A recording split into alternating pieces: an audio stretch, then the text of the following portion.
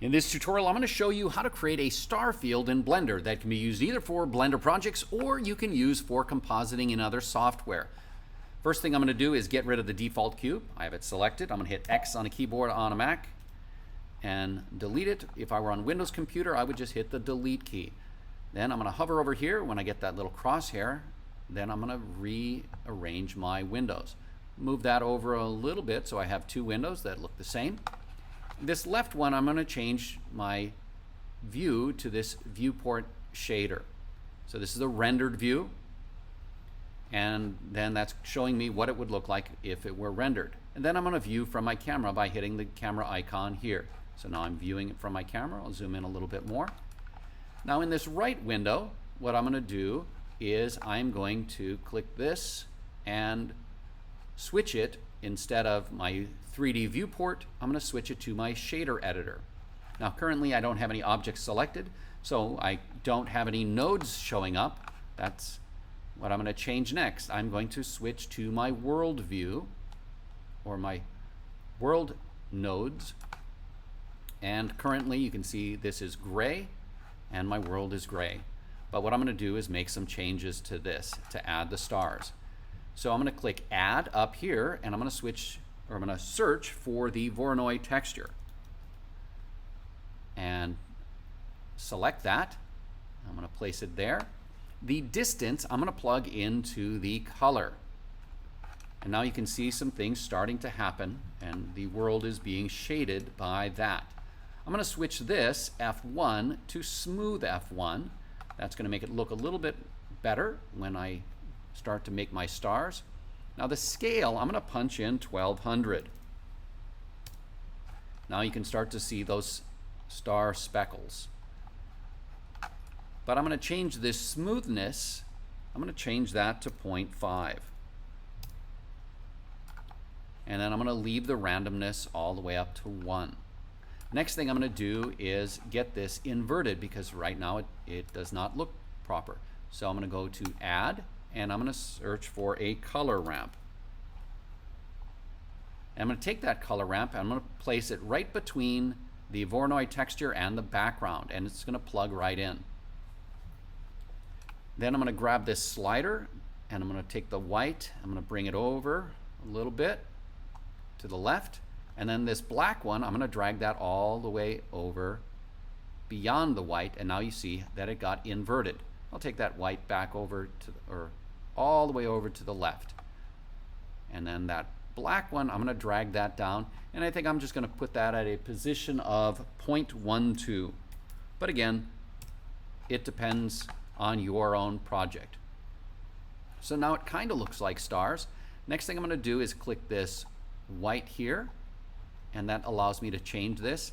I'm going to click that color here, and that allows me to make some changes. And I'm going to make it blue, but not a lot blue, just very, very, very subtle blue. That adds just a little bit of color, but not too much. And those are the nodes for this. Now I'm done in this node editor, so I'm going to put this away. I'm going to hover over here, and you see that I get that crosshair. I'll left click the mouse, and oops, I made a mistake there. That often happens when you make those changes. So I'm going to move over to this left one, click, and then you see that arrow show up, and then I'm going to put that away. And then same thing, I'm going to click here, and when that arrow shows up, it's going to put that away. And I'm going to zoom out and see the stars in that window. Now if I want to hide this, it's not going to show up in the render, but if I want to hide that grid, I can click this, and then they disappear, or the grid disappears, but I'll leave that on for now. Now I'm going to make some changes to my render settings. I'm going to still use the Eevee render engine. That is going to be faster for this. But what I'm going to do is I'm going to turn on bloom, and that's going to allow me to create a glow effect on these stars. I'm zooming in there so you can see it. And bloom is turned on, but I'm going to make some changes to the settings. The threshold, I'm going to take that and put it at 0. Now you can start to see that starting to glow. The knee, I'm going to take the knee to 0.7, but again, you can change those settings as you see fit. The radius, I'm just going to do 3, and the intensity, I'm going to take that to 0.1. And now you can start to see those stars are glowing. And just zoom out a little bit so you can see it.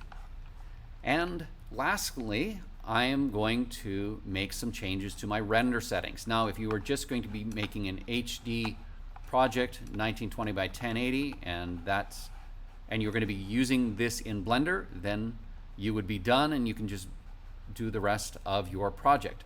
But I'm going to be using this for compositing in Adobe After Effects. So I'm going to change my resolution because I want to have a really large star field. So I'm going to change this resolution to 10,000 by 10,000. So I'm going to get a real large square render of this. And then over here, I'm going to change some settings here. I'll leave the color depth at 8 is going to be fine. And then the compression, I'll have no compression. And then I am going to render this. And it'll take a little bit of time. So I'm going to choose Render, Render Image. All right, now that that's rendered, I'm going to go to the Image menu and I'm going to choose Save As. And then I'm just going to save that to my desktop.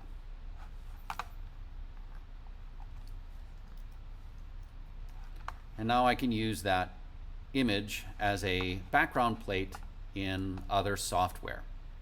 And that's how you can create a star field in Blender.